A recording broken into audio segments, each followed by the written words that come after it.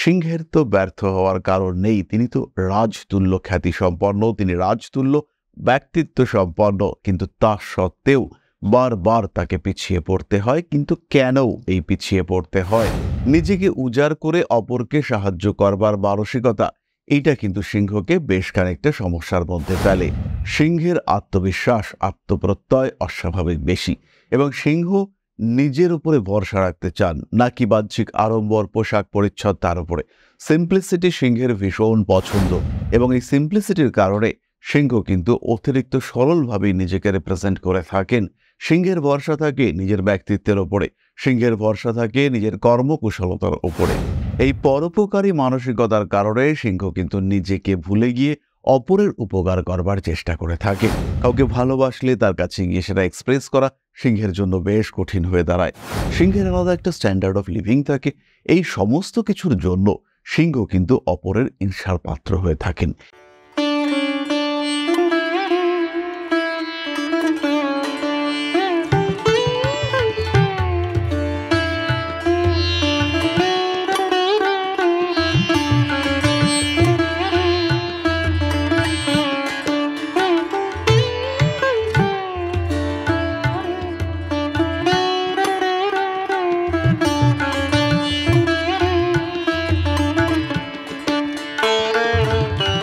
নমস্কার, Rishibani institute of বেদিক অ্যাস্ট্রোলজির পক্ষ থেকে স্বাগত জানাই আজকের জ্যোতিষ আলোচনায়। আমি শান্তনু আপনাদের সঙ্গে।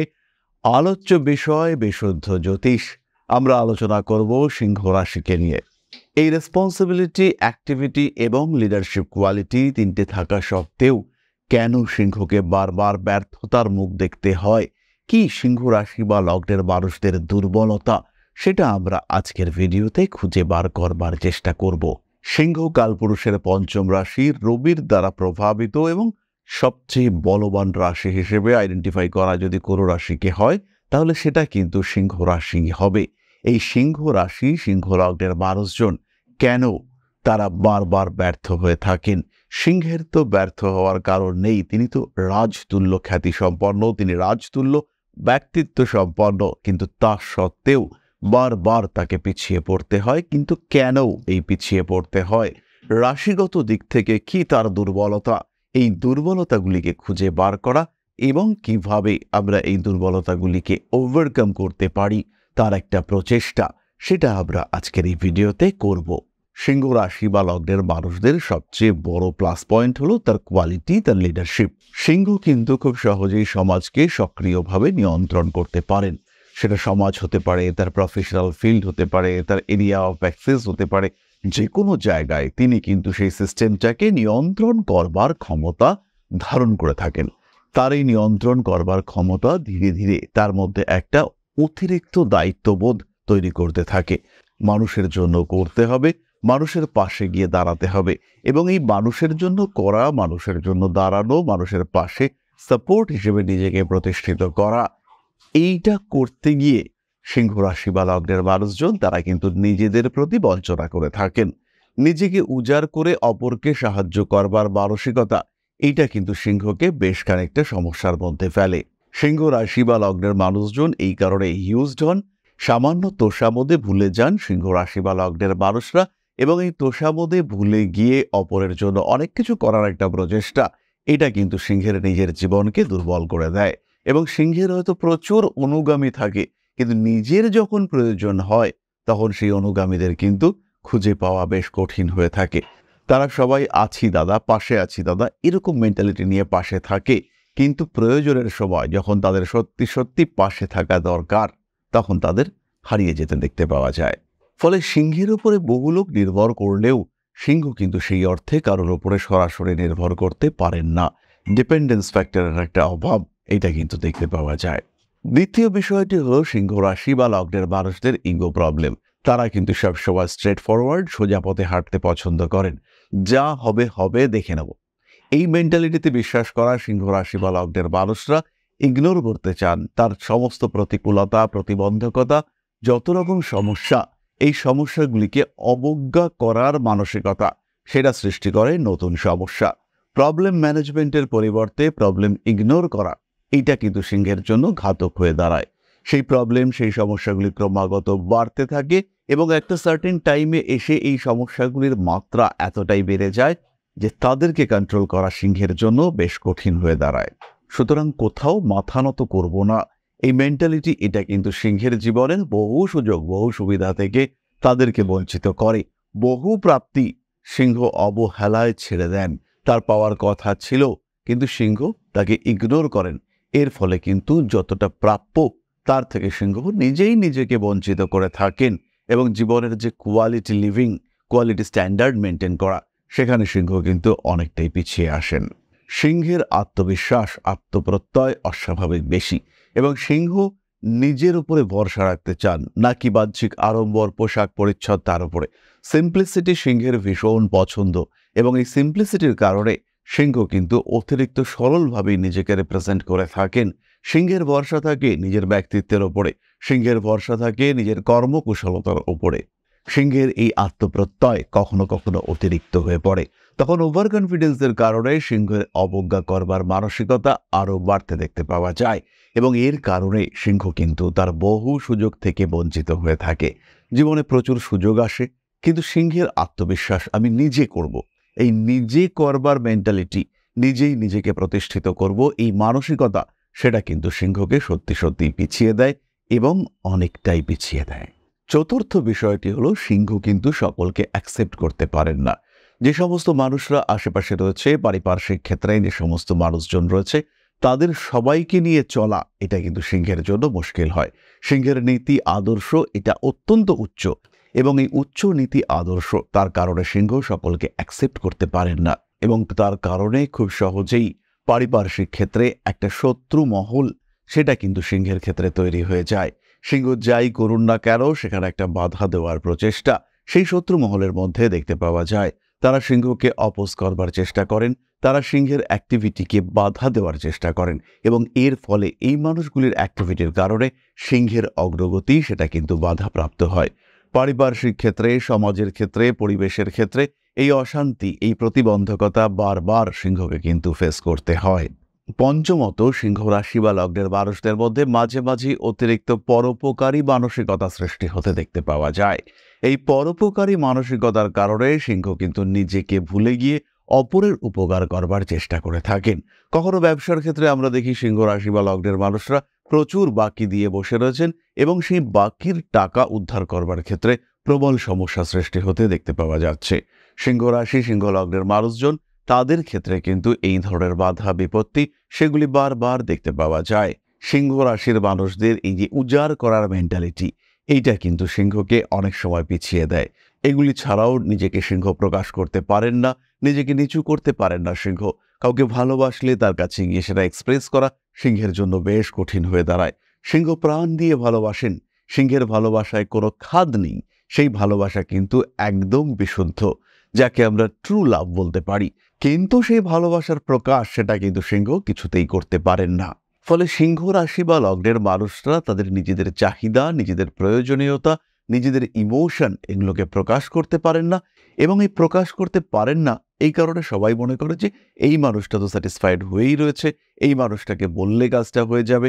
কিন্তু এই মানুষটারও যে কিছু রিকোয়ারমেন্ট আছে, সেটা মেন্টাল রিকোয়ারমেন্ট হতে পারে, সেটা সোশ্যাল রিকোয়ারমেন্ট হতে পারে, ফাইন্যান্সিয়াল রিকোয়ারমেন্ট হতে পারে, মানুষজন কিন্তু সেটা কিছুতেই উপলব্ধি করতে পারেন না এবং তার কারণে সিংহও কিন্তু সেটা বলে উঠতে পারেন না। ফলে সিংহ ক্রমাগত একটা আত্মবঞ্চনার শিকার হয়ে থাকেন এবং এই বিষয়গুলি সিংহের অগ্রগতির ক্ষেত্রে বাধা সৃষ্টি করে। জীবনে চলার পথে সিংহ বারবার তার কাজের জন্য প্রশংসিত হয়ে থাকেন। সমাজে সিংহের একটা আলাদাই গ্রহণযোগ্যতা দেখতে পাওয়া যায়, সিংহের আলাদা একটা স্ট্যান্ডার্ড অফ লিভিং থাকে। এই সমস্ত কিছুর জন্য সিংহ কিন্তু অপরের ঈর্ষার পাত্র হয়ে থাকেন।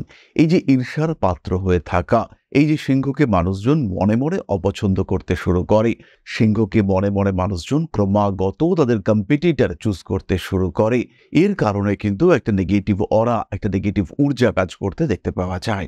এই বিষয়টিও সিংহের জীবনে একটা নেগেটিভ ইম্প্যাক্ট ক্রিয়েট করে। এই অবস্থা থেকে সিংহের নিজেকে অবশ্যই নিয়ন্ত্রণ করবার প্রয়োজনীয়তা রয়েছে। সিংহকে কন্ট্রোলড লাইফ লিড করতে হবে, কন্ট্রোলড বিহেভিয়ার সেটা প্রদর্শন করতে হবে। যাই হোক না কেন, এই সমস্যাগুলি থেকে যদি সিংহ নিজেকে বার করে নিয়ে আসতে চান, সেই ক্ষেত্রে সবার আগে যে বিষয়টি দরকার সেটি হলো আত্মসমালোচনা। সিংহ এগিয়ে চলেছেন, সিংহ সমস্ত সমস্যাগুলিকে ইগনোর করছেন। এই সময় দরকার জানা, একটা উপলব্ধি যে কতদিন এই সমস্যাগুলি আর চলতে পারে, আর কতদিন লড়াই করব। সত্যি সত্যি কি এই সমস্যাগুলি থেকে বেরিয়ে আসা যেতে পারে? এই যে মানুষগুলো আমাকে ডিস্টার্ব করছে, এরা কতটা আমার ক্ষতি করতে পারে? আদৌ কি এদের ইগনোর করা উচিত, নাকি এদেরকে ট্যাকল করবার জন্য কিছু ব্যবস্থা করতে হবে? ঝুঁকবো কি ঝুঁকবো না? চাকরির যোগ চলছে, ইন্টারভিউ দিচ্ছি, একটা সুপারিশ করবার জায়গা রয়েছে, সেটা সুপারিশ করব কি করব না? চাকরি পাওয়ার প্রবাবিলিটি কতটা হাই? এই বিষয়গুলি সম্পর্কে সিংহের একটা পূর্ণ নলেজ, এটা দরকার। এবং এই নলেজ পাওয়ার ক্ষেত্রে সিংহের নিজের জন্মকুণ্ডলী, নিজের দশা, এগুলি অবশ্যই পর্যালোচনা করা দরকার। এবং সেইগুলি পর্যালোচনা করলে পরেই সিংহ কিন্তু উপলব্ধি করতে পারবেন যে সমস্যা আদৌ কতটা, এই সমস্যার গভীরতা সেটা অ্যাকচুয়ালি কতটা, এবং সেগুলো বুঝতে পারবার পরেই সিংহ কিন্তু আলটিমেটলি নিজের জীবনকে আরেকটু সুন্দর করে তুলতে পারবেন। কোনো একজন মানুষকে মনে মনে ভালোবাসেন, সেই মানুষটা আপনার দিকে কতটা আগ্রহী, সেই মানুষটা আদৌ আপনার হতে পারেন কিনা, এবং কবে এক্স্যাক্টলি হতে পারেন, কোন সময় প্রপোজ করলে পরে আপনার প্রপোজাল গ্ল্যাডলি অ্যাকসেপ্টেড হবে, এই বিষয়গুলির জন্য আপনার দরকার একটু অ্যাস্ট্রোলজিক্যাল সাপোর্ট। এবং সেই ক্ষেত্রেই কিন্তু সিংহ নিজের জীবনকে আরও সুন্দর এবং আরও সম্ভাবনাময় করে তুলতে পারবেন। তাহলে এবার আমরা চলে যাব আমাদের আলোচনার পরবর্তী পর্যায়ে, অর্থাৎ আপনাদের প্রশ্নে জ্যোতিষের উত্তর। পরম ব্রহ্ম মিলন মঠ ও সেবাশ্রম অধ্যাত্ম, সেবা এবং প্রকৃতি পূজনে সম্পূর্ণ নিয়োজিত একটি সংস্থা। সম্পূর্ণ স্বেচ্ছাসেবী এবং সমাজ কল্যাণমূলক এই সংস্থা আমরা এগিয়ে চলেছি মানুষের পাশে দাঁড়ানোর লক্ষ্যে। এই প্রসঙ্গে দীর্ঘদিন ধরেই আমরা বিভিন্ন এলাকায় বেশ কিছু কাজ করে আসছি। আপনাদের সহযোগিতা, আপনাদের পাশে দাঁড়ানো, আপনাদের হাতে হাত মিলিয়ে এগিয়ে নিয়ে আসার চেষ্টা, আপনাদের সহযোগিতা, আপনাদের পাশে দাঁড়ানোর প্রয়াস, এই সমস্ত কিছুই আমাদেরকে এগিয়ে নিয়ে চলেছে। আমাদের পাথেয় হয়ে উঠেছে আপনাদের ভালোবাসা। বিগত বেশ কিছুদিন ধরেই আমরা বিভিন্ন অনগ্রসর এলাকায় কাজ করে চলেছি। কখনো আমরা শিশুদের মধ্যে শিক্ষা উপকরণ বিতরণ করেছি, কখনো আমরা পুজোর পোশাক বিতরণ করেছি, কখনো তাদের খাদ্যের ব্যবস্থা করেছি।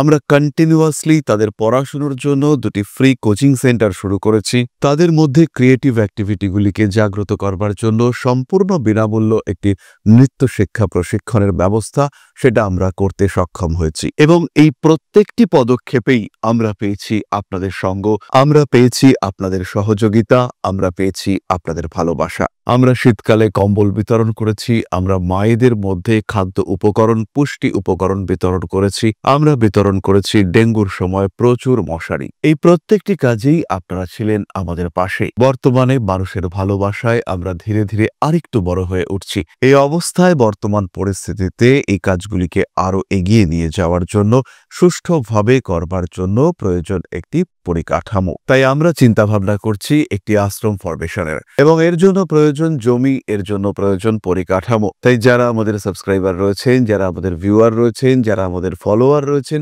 যারা আমাদেরকে ভালোবাসেন, যারা আমাদের পাশে থাকেন, প্রত্যেকটি সহানুভূতিশীল মানুষের কাছে আমাদের অনুরোধ, সাধ্যমতো সামান্য পরিমাণে আপনারা এগিয়ে আসুন।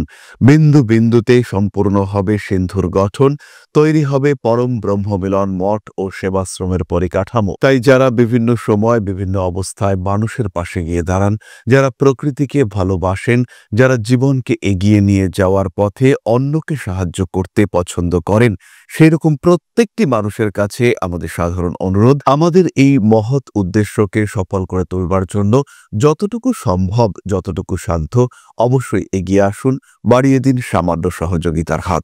অধ্যাত্ম, সেবা এবং প্রকৃতি পূজনের এই মহান কর্মে, মহান ব্রতে ব্রতী হয়েছি আমরা। আমাদের সঙ্গে হাতে হাত মিলিয়ে আপনারাও যতটুকু সম্ভব এগিয়ে আসুন। সবার প্রচেষ্টায় এই বিরাট কর্মযজ্ঞ সাফল্যমণ্ডিত হবে। সবাইকে জানাই অগ্রিম ধন্যবাদ। আমরা জানি আপনাদের সহযোগিতা আমরা পাবো। বেশ কিছুদিন ধরেই বহু মানুষ আমাদেরকে সাহায্য করে চলেছেন, কারণ আমাদের ইন্ডিভিজুয়াল সামর্থ্য অতি ক্ষুদ্র, তার মাধ্যমে এই মহৎ কার্যগুলিকে সম্পূর্ণ করা সম্ভব নয়। তাই প্রত্যেকের ছোট্ট ছোট্ট সহযোগিতার হাত আমাদেরকে এগিয়ে নিয়ে চলেছে। আমরা এগিয়ে চলেছি সাফল্যের লক্ষ্যে। আপনাদের ভালোবাসা এভাবেই আমাদের পাশে থাক, আমরা সফল হবই। তাহলে এবার আমরা চলে আসি আপনাদের প্রশ্ন পর্বে। প্রশ্ন করেছেন মেঘা, মৌলভীবাজার, সিলেট, বাংলাদেশ, 6/10/2008, 14:45 রাত্রি। আমার জীবনে আমি বড় কিছু করতে চাই, আমি করতে পারবো কিনা, আর কি করলে যশ খ্যাতি অর্জন করতে পারবো, দয়া করে যদি বলেন। মেঘা, তোমার ধনু লগ্ন এবং ধনু রাশি, দশম ভাবে রবি বুধের স্ট্রং বুধাদিত্য যোগ সৃষ্টি হয়েছে এবং তারা ভীষণ ঘনিষ্ঠ। দুজনেই কিন্তু খুব ক্লোজ কনজাংশন ক্রিয়েট করেছে, ফলে খুব সহজভাবেই তোমার জীবনে উন্নতির সম্ভাবনা রয়েছে। তবে এই ক্ষেত্রে আমরা জানি দত্তক রাশির ক্ষেত্রে সপ্তমপতি অর্থাৎ বুধ তোমার জন্য বাধক গ্রহ, এবং শনি তিনি কিন্তু তোমার 9th হাউসে বসে রয়েছেন। ফলে পারিপার্শ্বিক সাপোর্ট, এনভায়রনমেন্টাল ব্যাকআপ, এইটা কিন্তু তোমার একটা অভাব রয়েছে। জীবনে বড় হওয়ার জন্য আত্মবিশ্বাস বাড়াতে হবে এবং তার সঙ্গে সঙ্গে প্রচুর পরিশ্রম এটা তোমাকে করতে হবে। পরিকল্পিত পরিশ্রম এবং সেই দিশায় পরিশ্রম, যে দিশা তোমার জন্মকুণ্ডলী তোমাকে সাপোর্ট করে, সেই দিকেই তোমাকে এগোতে হবে। কি তোমার ট্রেন্ড, কোন দিকে তুমি যাবে, সেটাকে উপলব্ধি করতে হবে। জ্যোতিষ পরামর্শ গ্রহণ তুমি অবশ্যই করতে পারো এবং সেই অনুযায়ী, সেই পরামর্শ অনুযায়ী নিজের ভবিষ্যৎ পরিকল্পনা সেইটা তোমাকে করতে হবে। দশা সাপোর্ট কতটা তোমার সঙ্গে রয়েছে সেটা বুঝে নিজের জীবনকে নিজের হাতে গড়ে তুলবার জন্য যথেষ্ট পরিশ্রম সাপেক্ষ একটা জীবন পথ তোমাকে অবলম্বন করতে হবে এবং সেখানেই কিন্তু তুমি বিরাট বড় কিছু হতে পারবে। কারণ বিরাট বড় কিছু হওয়ার যোগ এটা কিন্তু তোমার কুণ্ডলিতে রয়েছে।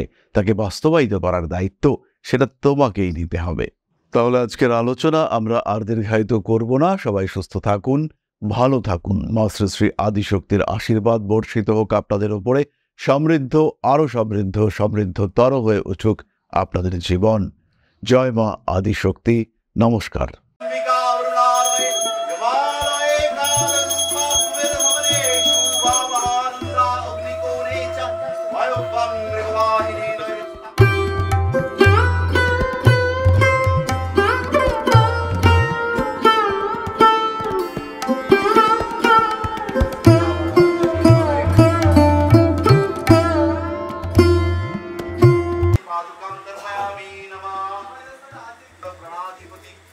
दक्षिणा कालिका परिषदाय स्वाहा।